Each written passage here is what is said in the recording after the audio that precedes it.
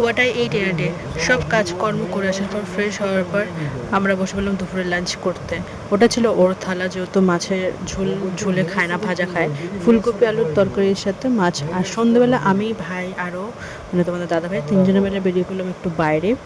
তো দম ফুচকার জন্য প্রিপারেশন চলছে। দেখো আমি ভয়েস ওভার দিচ্ছি, বাট আমার মুখে এখনও জল চলে আসে সেই দম ফুচকা। আর এই কাকুর অনেক দিন পর ওনার সাথে দেখা, ওনার সাথে কথাবার্তা, অনেকখানি গল্প, আর এই ফুচকা।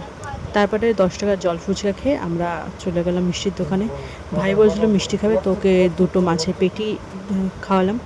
বাচ্চা মানুষ থাকলে বায়নাগুলো করবে। হাওয়া কর, হাওয়া কর, হাওয়া কর। জামাই আদর রাজা।